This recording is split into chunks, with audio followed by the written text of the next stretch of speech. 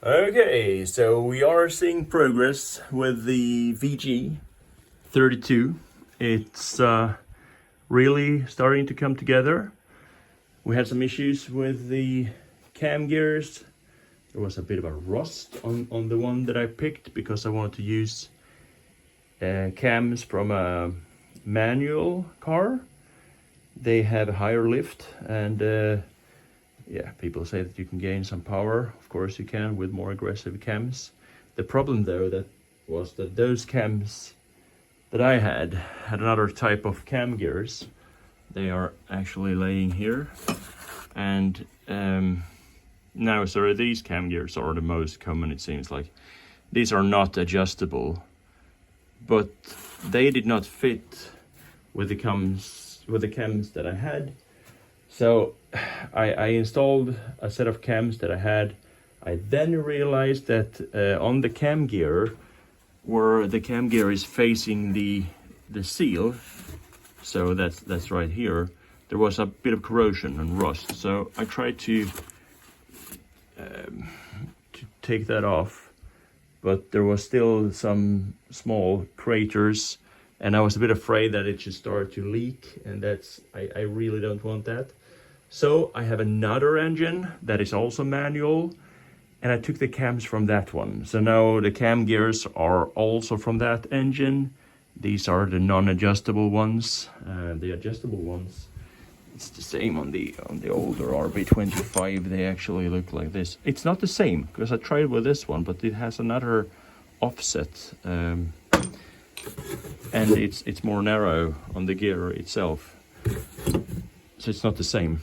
But yeah, anyway, I got it together with manual cams, and this is what it looks like. I have just installed the timing belt. I have spinned it for one revolution here, and now I will start to assemble the cam covers and the things like that. Then later on will the turbos, they will come on hopefully soon.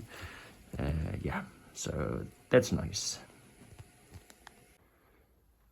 So we can see that the turbos are now in place. There's a vacuum hose that just goes to the other side, to the other wastegate.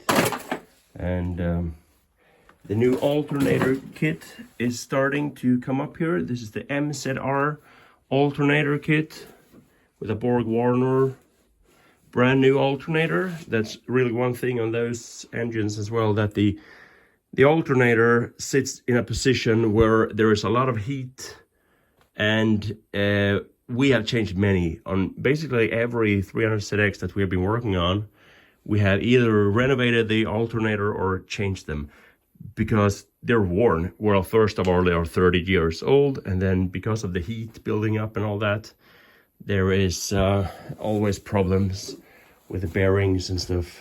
So yeah, this is what it looks like.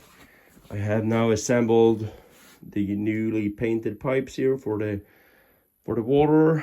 Some new hoses here. Goes to the coolant to the turbos. And yeah, it's a lot of hoses, a lot of cables, but that's the way it is really. We came into some trouble when we should mount the fuel rails, which is actually not these fuel rails, but these ones here, quite similar. Anyway, the problem with it was the seals that you can see here, and those seals are quite damaged, especially on the inside. If I can take one off, I will show you what it looks like.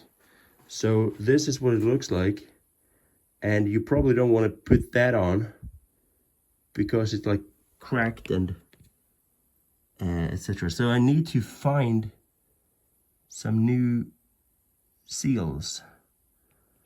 Yeah, it was the same model as on a customer engine, but the ones on the customer car, they look just as bad. So I have to source some new ones. That was one, that's one challenge. Okay, should be okay though. Other than that, it's really getting there. The intake manny, here's the car again. intake manifold, I've got a few of those. It's been powder coated, and we have been cleaning out the threads.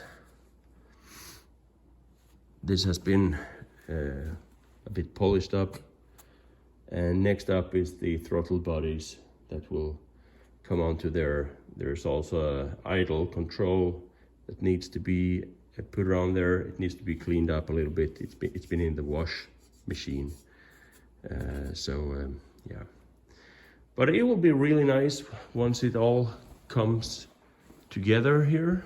I would say it will be fantastic, and we're really getting there. I need to change the bearing in this one too. Doesn't sound very good.